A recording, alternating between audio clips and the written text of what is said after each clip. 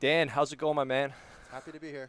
Yeah, this is awesome. So, you and I connected through our mutual friend last, I believe it was April or May, Joe Marion, Yep, and he told me that you're doing some incredible stuff with influencer marketing campaigns, yep, and that you are essentially the behind-the-scenes guy for many big brands, personal brands, right. and it's primarily done through managing ad campaigns. I'd love to talk about that. I'd love to talk about how to build a personal brand, and I'd like to talk about you, man. I mean, you've got one of the best reputations Oh, thank you. from everyone I've spoken to. It seems like everyone knows you, loves you, you love them, and I'd love to also talk about value creation and what that really means because we hear it so much, but there's a big difference between talking and doing. That's for sure. So let's go back to the beginning, man. So you're the youngest founder of a publicly traded company. Take us back to the beginning a little bit. Let's lay some groundwork before Yeah. we dig into these big topics. So when I was in high school, I trademarked the catchphrase "Who's your daddy?" for Mm-hmm. over 300 products, and people knew the name, whether it's for sex or sports or a comedy. They knew the name "Who's your daddy?" So I trademarked it for everything I could. And by 18, we had a big $9.5 million licensing deal out in the UK. By 19, we were in a bunch of department stores. And then 23, I took it public on the stock market so that I could raise enough money to launch an energy drink. Because a lot of the other energy drinks, they taste like that cough syrup taste. And there was 900 drinks on the market, but nobody really had figured it out. So I went and found the chemist from Gatorade because I like the flavor of Gatorade. Mm. I said, can you make me something good in the energy drink space? Made a drink. Within a year, we won Flavor of the Year. On year 2, we won Flavor of the Year again. I didn't sleep for those couple years. Got us into 55,000 retail stores, and the rest is history. Wowee. And where did you get your business savvy just to, do all that? I didn't have a choice. We had a family of 4 making 24 grand a year. Huh. Uh, it was. Where did you fall in of the 4 kids? There was my brother's 13 years older. Oh, Um, okay. so for us, it was like I just had to work to save up money for college, and instead I ended up putting the money into my company. Ah. So that was your introduction to business. And then what happened after that? So I did that for 10 years. Then when I was 27, I resigned so I could put another feather in my cap, and I wanted to start an online poker site. So I put on a backpack and I moved to Malta, a place I never heard of before. Got a hotel room, waited a couple days till I could find a condo, and I lived there for the next couple years. And I started an online poker site. Within 10 months, I built the third biggest poker brand in the world, and I signed Dan Bilzerian, Steve Aoki, all these characters 10 years ago. Uh-huh. Before social media really was, all we had back then was MySpace and YouTube. Right. So I made them into big personalities, and obviously they built up themselves. I don't want to say I built them. I put them as the face of my site, created a lot of content with them, and then that helped the snowball effect, which created a lot of their branding, and then they took it into make them into empires. So that branding helped build my site. We third biggest brand in 10 months. It was crazy. And then after that, I became an angel investor in a bunch of different companies. I've done 31 investments since then. And so it all just kind of changed. I never want to have all my eggs in one basket again after that poker site, just because the poker market changed all in one day. I just realized that I don't want to ever be all in on one thing. Hmm. So that's when I started angel investing. So, yeah, tell us what is angel investing for those who don't know. So basically, I'm betting on a horse. I'm betting on an entrepreneur or a group of entrepreneurs they're going to perform well. And so it's not as much about their business as it is them. Hmm. The business can change or alter, but I'm betting on them to do well.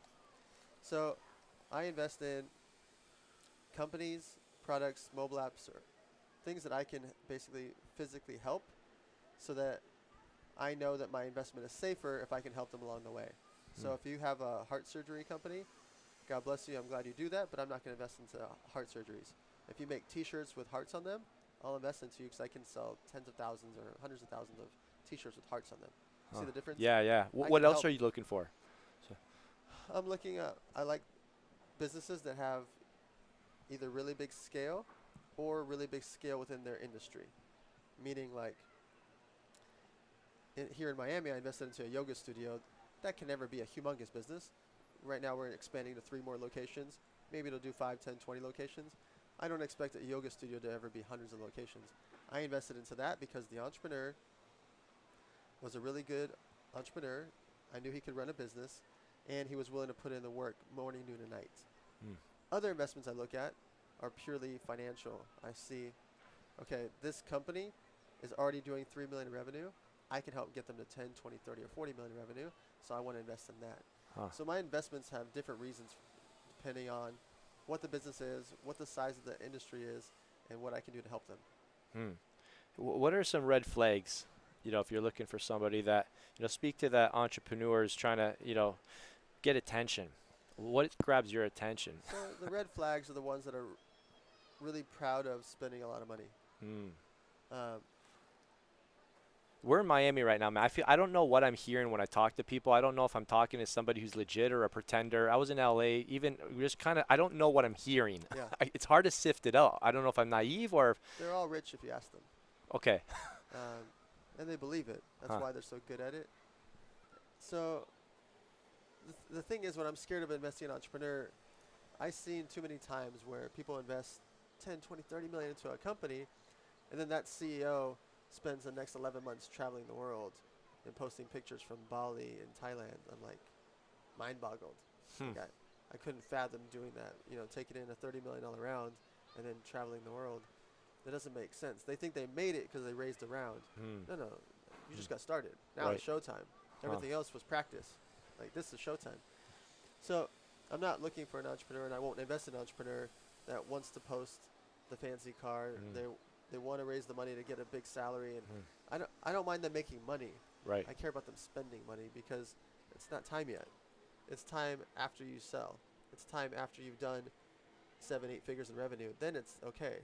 But when you're just taking in rounds of funding, and that's when you want to start going to Catch restaurant every single night, and you want to start, posting selfies from Bali, that's not my entrepreneur. I got to ask you, like, so what would be your advice to somebody who's like really driven from the external and needs to start working on the internal more before it all implodes? Well, I think the big thing is studying who you look up to.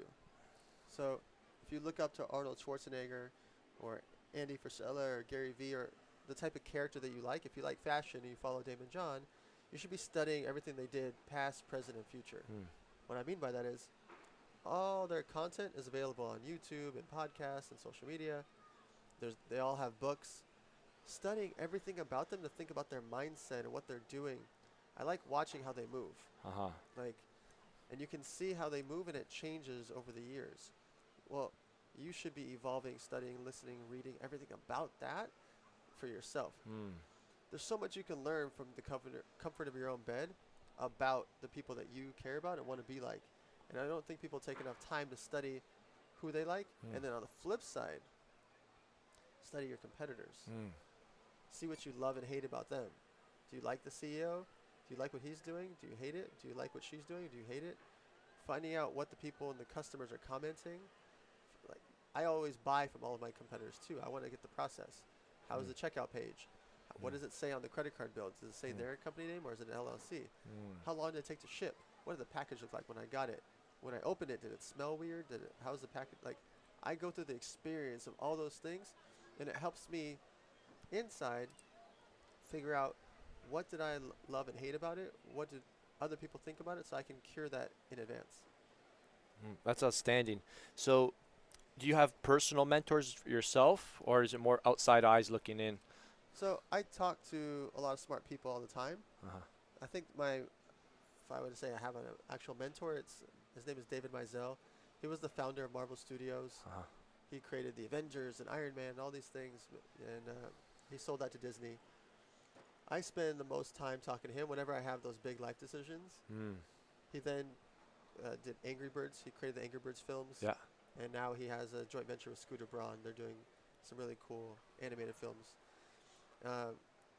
So he asked me about life and advice about girls and life and social media and what's going on in the world. And I talked to him about those big junctures in my life. Like, hey, I'm going to invest into these 3 projects all at the same time. What do you think? Or, hey, what should I do? Should I hire these people or fire these people? Like, I talked to him about the big stuff. Yeah. Could you share an example of something maybe he helped you pivot from or pivot to? Last year I had a big decision. The last 2 years I've had a big decision where this multi-billionaire wanted to me to take on and run his projects. Huh. And 2 years ago, I said no. And it was mostly because I was so busy. I had my own stuff going on. And this guy owns, has 9,000 employees and billions of dollars worth of stuff. And he wanted to be the head of all of it, the CEO. And I said no. Last year, the offer got much, much better, much, much easier. And the things that I said no about, he removed all those things to make it a yes. So I went to David Mizell and I said, what do you think about this scenario? You're friends with this guy. He's a legend. I love him for 5, 6, 7 years. What should I do here? And I spent, I don't know, 3 hours a day with him for the next 2 weeks. Every couple days, like, we must have spent 20 hours discussing this scenario because it's such a major life pivot, Wow. a decision. And basically, he helped me curate a way where I could do both and make it okay with everybody involved. So if I didn't do that and I just rushed in, a lot of things could have fallen apart. And I didn't want to risk that relationship, and we're still friends to this day. That's incredible. Wow, the value of having somebody that you can go to that can help you make the big decisions. That's fantastic. So when did you start getting into personal branding? So personal branding it's always What been is personal branding, by the way? I've heard so many different it's the biggest- definitions. 2019, it will be the biggest buzzwords. Uh-huh. I think during our event recently, we had 30 or 40 questions. At least a dozen of them were about personal branding. The only course I've ever created is learnpersonalbranding.com because personal branding is the buzzword of 2019. The reason for it is we're all a personal brand, whether we like it or not. Doesn't matter if you're an architect, you own a pool company. If you own a pool company, I save you my phone as the pool guy. It's simple. If you're a real estate agent, I say Vince the real estate agent. Like, that's what I put in my phone. Yeah. So we're all a personal brand. We just don't know what that is unless we curate the story. So people are going to curate the story for you if you don't, right?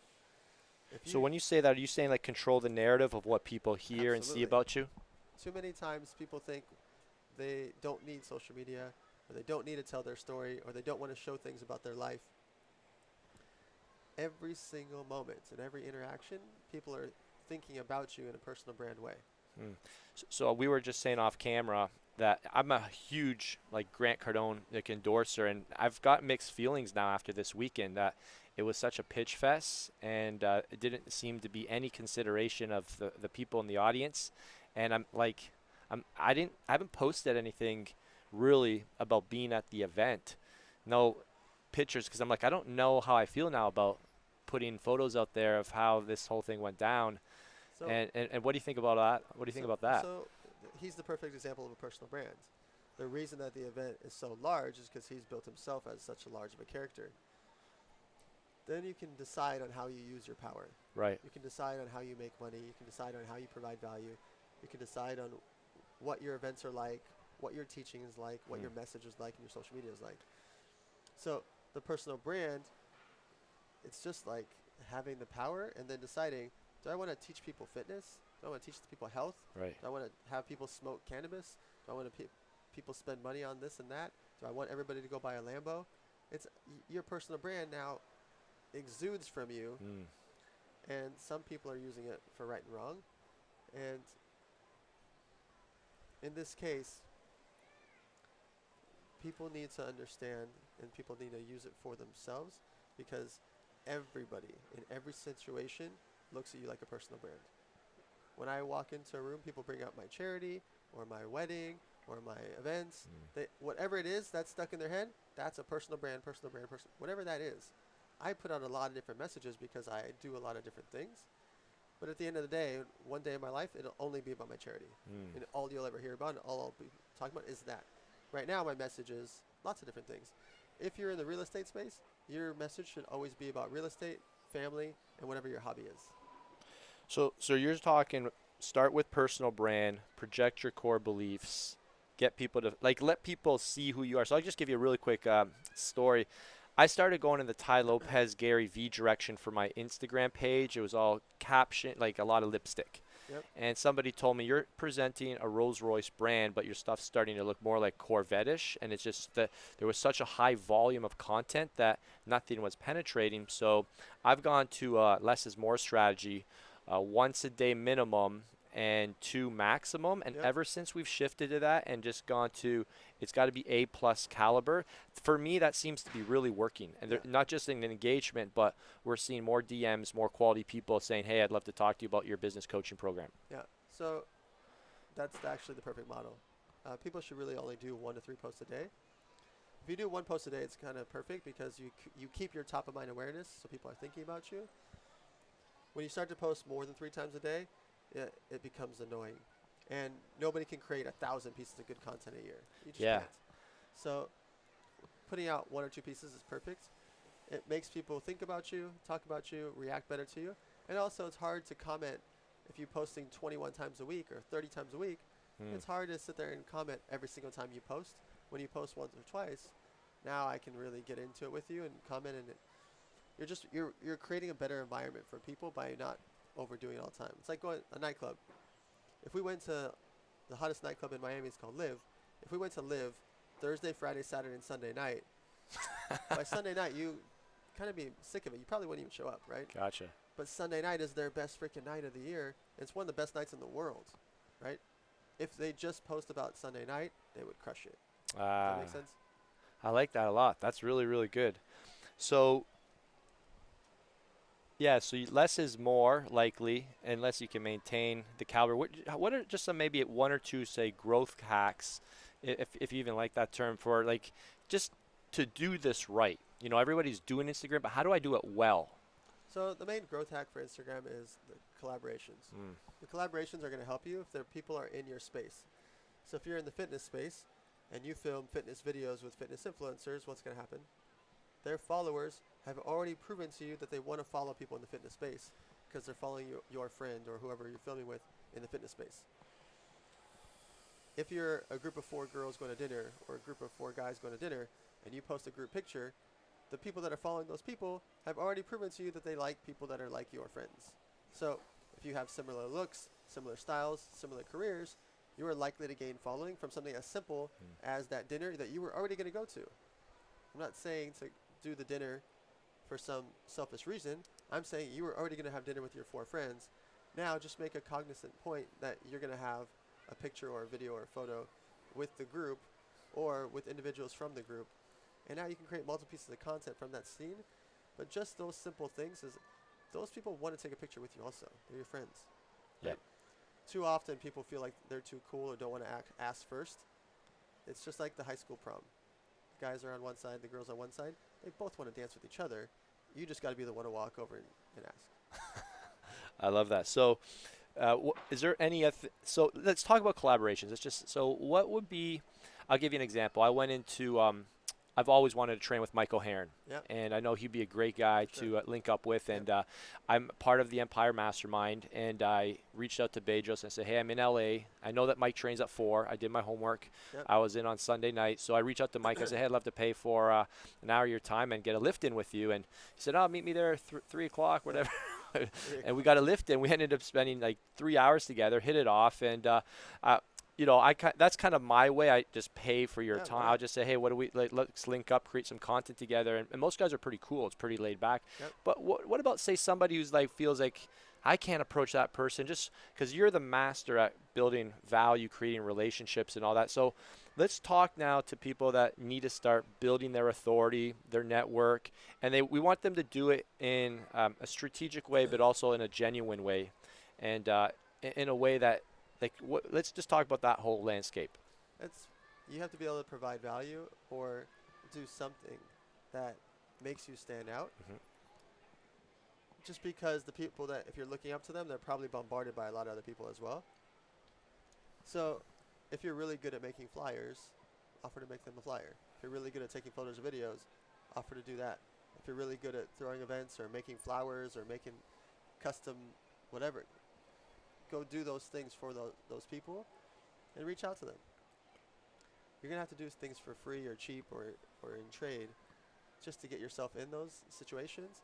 But the people you meet through them, people that you meet at these events, the people that you meet just being a part of their worlds, it's invaluable. Hmm. And so a lot of times people are just, they stop themselves, and they think that they can't get a hold of Michael Hearn just because he has a zillion followers, and you message him, you email him, you DM him, you comment on your stuff, and then when the time is right, you make an offer. Say, hey, I want to bake you 36 protein cupcakes, and I want to come over there, and I'll film a video, and my girlfriend does flyers. Whatever it is that you guys do, Sure. you just, what's he going to say, no? Okay, Yeah. so he says no. Uh-huh. What's he going to say, nothing? Okay, so he said nothing. What if he says yes? You would never know if you don't just offer it. Share a story of yours where you had to apply that mindset, and maybe one situation where it didn't work out and one where it did. Because this is what we're talking about. Is these guys just need courage. Like they've heard this, but they don't. They're afraid. They won't do it. You know what they're afraid of? What? They're afraid of failure, or they're afraid of rejection. I couldn't care less. Not like zero. Because absolutely, positively nobody can make me feel bad about saying no. Yeah. Literally nobody. The problem is that people are afraid of it as if it matters at all. If I go, when I had my energy drink, I was a freaking baby. I was in my early 20s, going into Costco, Ralph's, Vons, Albertsons, 7-Eleven, trying to convince them to take my drink when there's 900 energy drinks on the market. I cannot tell you a single no. I cannot remember. Out of 55,000 stores, I literally can't tell you one single no. Huh. I can't. It doesn't even. It's not. Doesn't process in my head. I could pass the lie detector test and nobody said no. Probably somebody did. I literally can't remember one. You know why? Because I went in there, and I said, "You should have this drink. These other retailers have it. It's a good price and it tastes really good." I remove all the no's in advance. If you make protein cupcakes and you want to go give Michael Hearn cupcakes, you say, "Hey, Bedros likes these cupcakes. Joel Mara likes these cupcakes. I'm going to bring you cupcakes." I honestly, I'm not even selling. I'm not asking. I'm telling them. When I went to go sell my drinks, I was literally there with a sales order form for them to fill out, not a sale. I cannot remember a single time somebody said, "No, it didn't happen." Huh. And if it did happen, I blocked that in my head. It's not possible. Because I remove all the reasons that they would say no to begin with. And if they said no, couldn't care less. Right. Because nobody is the only thing. If you were like, "Oh, I love Gary Vee," there's 60 other Gary Vees, all different sizes and shapes. Michael Hearn doesn't respond, there's 500 other Michael Hearns, different sizes and shapes. So there is no one all in. There is no one person that's going to affect it. Does that make sense? Yeah, it definitely makes sense. And you're actually even touching on a deeper point here. I think a lot of guys find their identity in what they do and what, they're up to as opposed to their who. So you're finding your identity in something much bigger than saying you did this. There's something deeper at your core, that maybe a value of yours that isn't rooted in whether, associated with that person or got the job done. I know that I do so much value side where I'm just offering things all the time. I can invite hundreds of people to an event, and if they don't show up, I don't cry about it. If you don't show up to my wedding, if you don't show up to my elevator nights, if you don't show up to this or that, I don't care. I still get that check mark that I invited you to something. You didn't invite me to something. So if I invite you to my birthday party or my wedding or my elevator boot camp or my charity events or a pop-up event, I'm providing value for you even if you don't cash it in. And that's a value of yours. Absolutely. I now have a check mark over you on the value side. A value of yours is to provide value regardless of whether there's something coming back in return. I don't think about it. I don't care about it. I don't know if it's going to come back. There's plenty of people that have never done a thing for me. Most of them. Huh. Damn near all of them. And I don't care. Now, the times that I want to raise money for a project, it literally takes me one day. Because I rarely ask. If I say, "Hey, I invested into this yoga company," 4 of my friends that invested alongside me, I filled the whole round in a few hours. That guy had been raising money for half a year. I literally filled it in a few hours by text message. I said, "Hey," it was a copy and paste. "Hey, I'm investing into this place. Here's the deck." 4 of my friends responded. I sent it to like 15 people. The other people that said yes, we couldn't accept it. 4 friends that were in, and that was it. It was funded. So what I'm hearing and feeling is that you're very intentional, Absolutely. and there is a sense of urgency, but there also seems to be a sense of pace. Speak to that, like the confidence of like not, Some of the relationships I've been curating for half a decade. I've never asked them for anything. So why not speed things up? You know what I'm saying? Like, how do you address like the desire, the need for the gratification now to cash in now? Like, where are you getting this how do you get, where's this perspective coming from to really embrace things will work out, or to take the pressure off yourself now to make it all happen right away?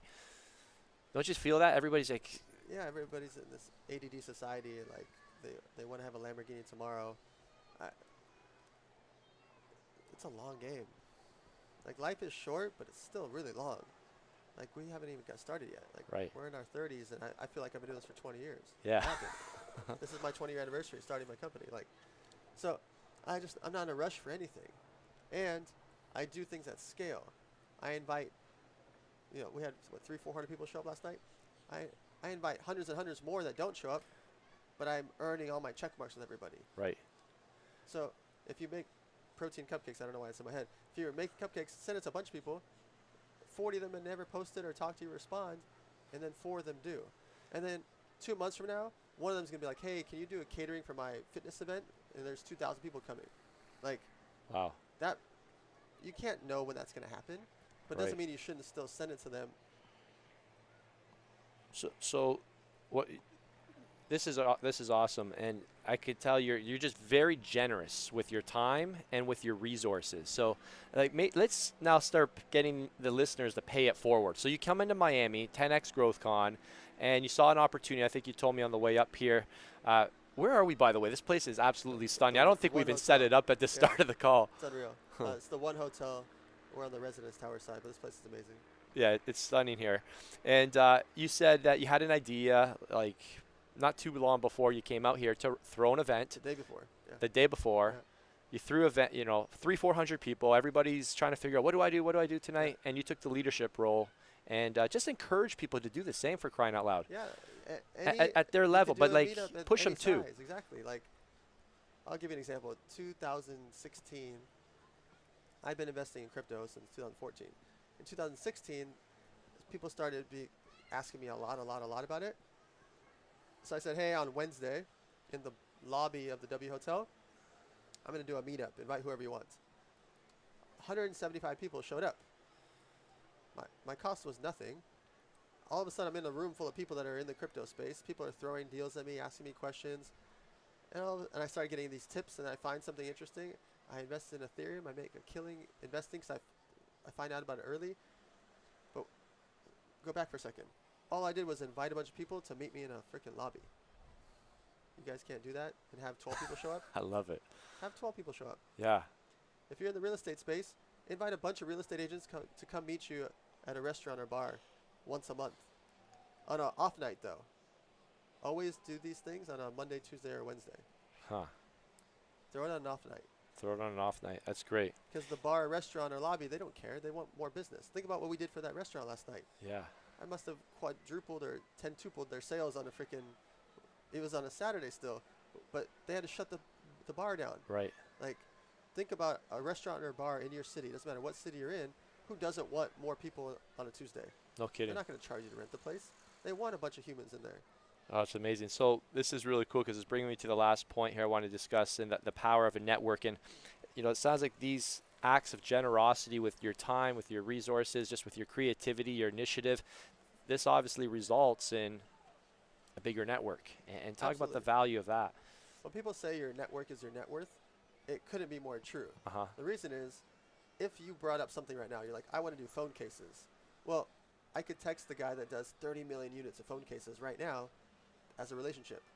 If I didn't know that person, we'd have to go through a lot of steps and spend the next 6 to 12 months figuring a lot of stuff out. Or because of my network, I could text the phone case guy right this second.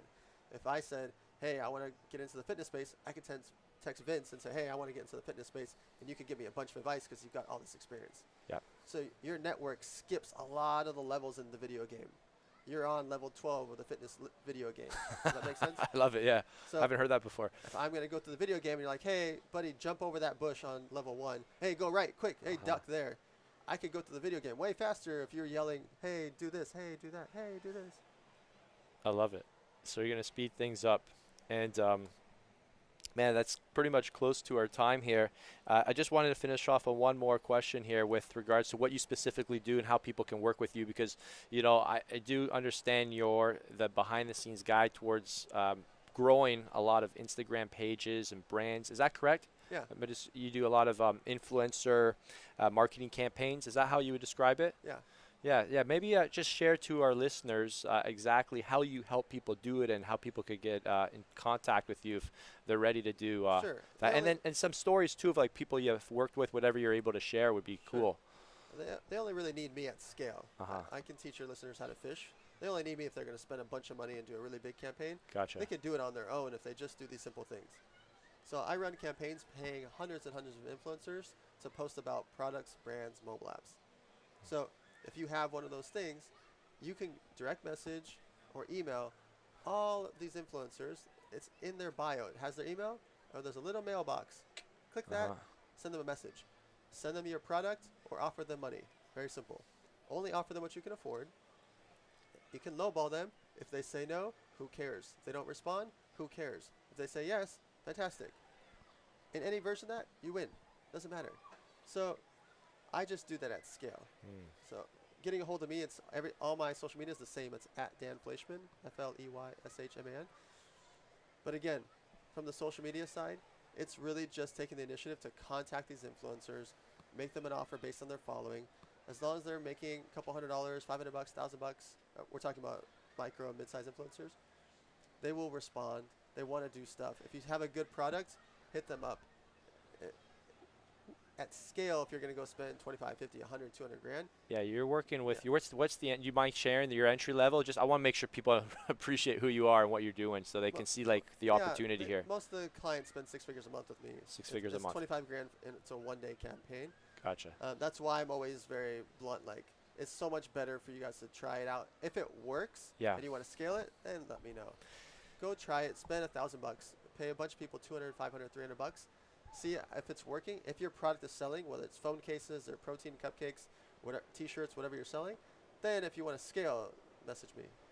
Gotcha. And then maybe just one last little tactical. So yeah, what is kind of the going rate for approaching an influencer? If I have a supplement and I want them to do a shout out, what's a good ask just so I don't, increase the likelihood of me getting a response? You're going to get a response all the time at that 500 to $1,000 bucks. For like one Instagram post? Yeah, you can buy a package. I always recommend trying to get them to Instagram stories as well. Or your best bet is to get them to do 3 posts. If you can get them to do 3 posts, and you can spend, again, this is based on the size of their following. If they have 100,000, 500,000 followers, you can get them to $500, $1,000, get them for a couple posts. They'll be happy. If your product is expensive or really good or they like it, like they'll do trades. It just depends. They get a lot of those offers already, so you have to be aware that they would like to make some money as well. And then at scale, if people are 1 million followers plus, then the negotiation is different. Interesting. Wow, so this is your world, man. This is so cool. Hey, man, this has been really, really, like every single thing you've said has been gold. A lot of pearls. Happy to do it. Yeah. Hey, what are you looking forward to these days? And we'll wrap it up. This year, just pushing my charity more. Pushing out my book to everybody for free. I just want people to do more stuff. Tell us about those two. ModelCitizenFund.org. It's 7 years. It's a 0% charity, meaning I cover 100% of overhead.